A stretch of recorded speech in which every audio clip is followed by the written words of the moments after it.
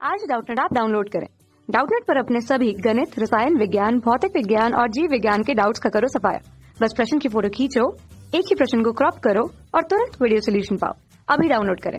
Hello दोस्तों, हमारा प्रश्न है सोनोमीटर के तार में उत्पन्न तरंगें होती हैं। हमारे पास विकल्प दिया गया है। पहला है अनुदैर्ध्य, दूसरा है अनुप्रस्थ, अप्रगामी तथा स्थिर, तीसरा विकल्प है अनुप्रस्थ तथा अप्रगामी और चौथा विकल्प है अनुप्रस्थ, प्रगामी तथा ध्रुवित। ठीक है, तो देखिए सोनोमीटर की अगर हम बात करें तो प्रयोगशाला में इसे उपयोग किया जाता है। ठीक है, और ये जो व्यवस्था होती है, सोनोमीटर में एक लकड़ी का एक लंबा बक्सा होता है। ठीक है, जो लगभग 1 से 1.5 मीटर के टेबल पे लगा होता है। ठीक है, इस तरह से, और इसमें दो त्रिभुजाकार सेतु ए और बी मतलब इस तरह से किनारे पे बने होते हैं। जैसे यहाँ पे देख सकते हैं ए और यहाँ पे एक सिरा होता है बी। ठीक है, यहाँ पे एक पुली लगा होता है और पुली से हम यहाँ पर क्या देते हैं, कुछ द्रव्यमान की यहाँ पे कुछ द्रव्यमान देते हैं कोई मतलब वस्तु से। ठीक है, तो ये क्या होता है पुली से, और ये जो होता है ये क्या है, इसमें तार है ये।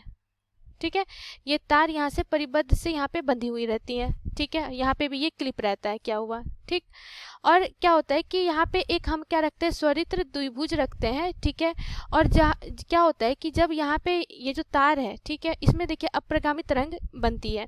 कैसे, जैसे यहाँ पे हम द्रव्यमान देते हैं, ठीक है, तो ये नीचे की तरफ ये आता है। ठीक है, तो ये क्या होगा कि अब यहाँ जो तार है इसमें तनाव होगा।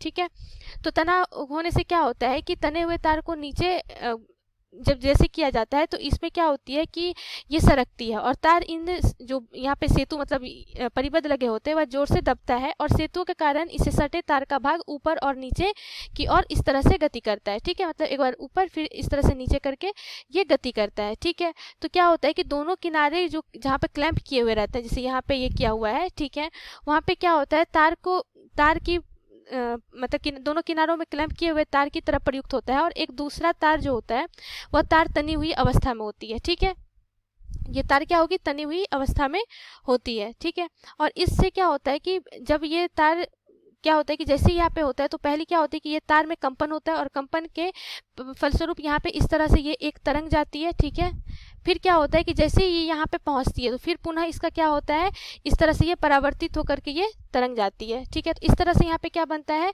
दो तरंगों के एक तरंग जाती है फिर एक तरंग आती है, और उन दोनों के अध्यारोपण से हमें क्या प्राप्त होता है, अप्रगामी तरंग प्राप्त होता है। ठीक है, कौन सी तरंग प्राप्त होता है, अप्रगामी तरंग, अप्रगामी तरंग। ठीक है, और अप्रगामी तरंग में अगर हम देखें तो इस तरह से हमें प्राप्त हुआ। ठीक है, और अप्रगामी तरंग में कहाँ होगा, जहाँ पे कणों का जो आयाम होगा शून्य होगा वहां पे निस्पंद हमें प्राप्त होता है, जहाँ पे प्रतिबद्ध किया हुआ है। ठीक है, इस तरह से क्लैंप किया हुआ है और ये तार है, तो इस तरह से यहाँ पे क्या होता है, यहाँ पे अधिकतम आयाम होता है जो प्रस्पंद होता है, और इस तरह से दोनों सिरे पे हमें क्या प्राप्त होता है, निस्पंद प्राप्त होता है। ठीक है, और यहाँ पे कणों का जो कंपन होता है, देखिए ये क्या है, ये तरंग संचरण की दिशा है, और कणों का जो कंपन है ये इस तरह से हो रहा है। ठीक है, तो तरंग संचरण की दिशा के लंबवत जब कणों का कंपन होता है तरंग के, तो उसे हम किस प्रकृति के तरंग बोलते हैं, अनुप्रस्थ प्रकृति की तरंग कहते हैं। ठीक है, तो कौन सा विकल्प हमारा सही होगा, विकल्प सी, अनुप्रस्थ और अप्रगामी तरंग इस पे बनता है। धन्यवाद। कक्षा 6 से 12वीं से लेकर नीट, IIT, JEE वो एडवांस के लेवल तक 1 करोड़ से ज्यादा छात्रों का भरोसा। आज ही डाउनलोड करें डाउटनेट ऐप या व्हाट्सएप करें अपने सारे डाउट्स 8400 400 400 पर।